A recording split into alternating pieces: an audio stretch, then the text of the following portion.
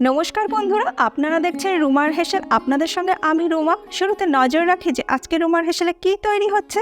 আজ রুমারহেশেলে তৈরি হচ্ছে মশলা কুচো নিমকি। সন্ধ্যাবেলা চা কফির সাথে এই কুচো নিমকি খেতে কিন্তু দারুণ লাগে। এছাড়া মাকে দেখতাম বিজয়ার পর অতিথি বাড়িতে এলে প্লেটে করে সাজিয়ে দিতেন নারকেল নাড়ু আর কুচো নিমকি।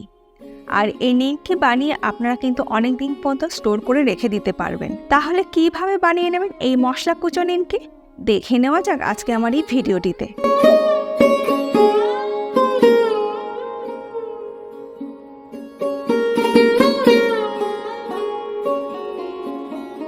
মশলা কুচো নিমকি বানানোর জন্য একটা পাত্রের মধ্যে নিয়ে নিচ্ছি 2 কাপ পরিমাণে ময়দা।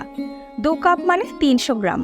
এবার এই ময়দার মধ্যে দিয়ে দিচ্ছি স্বাদ মতো নুন, গোটা জিরে দিয়ে দিলাম 1 টিস্পুন, চিলি ফ্লেক্স দিয়ে দিলাম 1 টিস্পুন, 2টি মিহি করে কুচিয়ে নেওয়া কাঁচা লঙ্কা দিয়ে দিলাম, তবে ঝালটা অবশ্যই নিজেদের স্বাদ অনুযায়ী ব্যবহার করবেন। 1 টিস্পুন কসুরি মেথি দিয়ে দিলাম, 1/4 টিস্পুন হিং দিয়ে দিলাম, আর দেবো একদম মিহি করে কুচিয়ে নেওয়া ধনেপাতা, তবে ধনেপাতার পরিমাণটা অবশ্যই নিজেদের ইচ্ছে অনুযায়ী ব্যবহার করবেন। এবার এই শুকনো উপকরণগুলোকে খুব ভালো করে মিশিয়ে নিতে হবে। শুকনো উপকরণগুলো ভালো করে মিশিয়ে নেবার পর এর মধ্যে দিয়ে দেবো 4 টেবিলস্পুন রিফাইন্ড অয়েল ময়ামের জন্য, তবে আপনারা তেলের পরিবর্তে কিন্তু ঘিও ব্যবহার করতে পারেন। ময়ামটাকে এবার ভালো করে ময়দার সাথে মিশিয়ে নেব।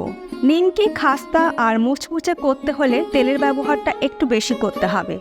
বেকিং পাউডার বা বেকিং সোডার ব্যবহার করার প্রয়োজন পড়ে না যদি ময়াম ভালো করে দেওয়া হয় তো। তেল ভালো মতন মিশিয়ে নেওয়া হয়ে গেছে ময়দার সাথে।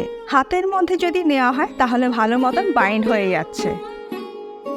এবার নর্মাল টেম্পারেচারে থাকা জল দিয়ে আমি ময়দাটাকে মেখে নেব। খুব বেশি নরম করে কিন্তু ময়দা মাখবেন না, একটু শক্ত করেই ময়দাটাকে মেখে নেবেন। ময়দাটা আমার ভালো করে মেখে নেওয়া হয়ে গেছে। এবার অল্প পরিমাণে একটু ঘি হাতের মধ্যে নিয়ে আবারও ভালো করে ময়দাটাকে ঠেসে নিচ্ছি। ময়দার ডো ভালো মতন মেখে নেওয়া হয়ে গেলে ঢাকা দিয়ে 10 থেকে 15 মিনিট রেখে দেব। 15 মিনিট পর ঢাকাটাকে খুলে নিয়ে আরও একবার ময়দাটাকে ভালো করে ঠেসে নিচ্ছি।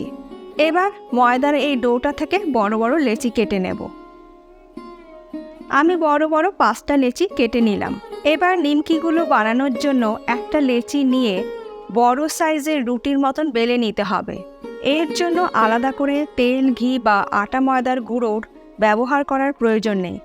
যেহেতু বেশি করে ময়াম দেওয়া হয়েছে তাই বেলতে আর কোনো কিছুই লাগবে না।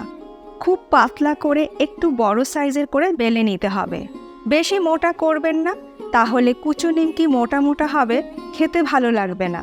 দেখুন আমি এই রকম পাতলা করে বেলে নিয়েছি। এবার একটা পিৎজা কাটারের সাহায্যে ছোট ছোট করে কেটে নেব। যদি আপনাদের কাছে পিৎজা কাটার না থাকে তাহলে আপনারা ছুরি দিয়ে অবশ্যই কেটে নিতে পারেন। যেহেতু কুচো নিমকি বানাচ্ছি সেই জন্য ছোট ছোট করেই কেটে নিলাম। এবার এইগুলোকে তুলে নিতে হবে। ময়াম বেশি করে দেওয়ার কারণে লেগে যাবে না। নিমকি ভাজবার জন্য কড়াইতে দিয়ে দিচ্ছি পরিমাণ মতন সাদা তেল। তেল ভালো মতন গরম হয়ে যাওয়ার পর কেটে নেওয়া কাঁচা নিমকিগুলো তেলের মধ্যে দিয়ে দিচ্ছি। গ্যাসের ফ্লেমটাকে মিডিয়ামে রেখেছি। এবার মিডিয়াম ফ্লেমে নিমকিগুলোকে গোল্ডেন ব্রাউন করে ভেজে নিতে হবে। হাই ফ্লেমে ভাজবেন না, তাহলে নিমকি ঠিক মতন ভাজা হবে না। প্রথম ব্যাচের মশলা কুচো নিমকি আমার ভেজে নেওয়া হয়ে গেছে। তেল ঝরিয়ে তুলে নিয়ে একটা কিচেন টিস্যুর ওপর রেখে দেব, যাতে এক্সট্রা তেলটা টিস্যু পেপার অ্যাবজর্ব করে নেয়। সেম একইভাবে বাকি মশলা কুচো নিমকিগুলোকে আমি ভেজে নেব। আমার এই আজকের মশলা কুচো নিমকি রেসিপি আপনাদের কাছে কেমন লাগলো অবশ্যই জানাবেন। যদি ভালো লেগে থাকে তাহলে এইভাবে আপনারাও বাড়িতে একবার মশলা কুচো নিমকি বানিয়ে নিতে পারেন। আশা করছি আপনাদেরও ভীষণই ভালো লাগবে। সন্ধ্যেবেলা নিজেরা চা কফির সঙ্গে যেরকম খেতে এই কুচো নিমকি ভালো লাগে, ঠিক অতিথি বাড়িতে আসলে তাদেরও কিন্তু আপনারা এই চা কফির সঙ্গেও কিন্তু এই কুচো নিমকি সার্ভ করতে পারেন। এর আগে আমি আপনাদের সঙ্গে কালাকাঁদ রেসিপি এবং ভাপা সন্দেশের রেসিপি শেয়ার করেছিলাম, পাশেই আছে, একবার দেখে নিতে পারেন যারা দেখেননি। আশা করি এই রেসিপিটার মতন ওই রেসিপিও আপনাদের ভীষণই ভালো লাগবে। আজ তাহলে এই পর্যন্ত, আবার দেখা হবে নতুন কোনো ভিডিওর সাথে।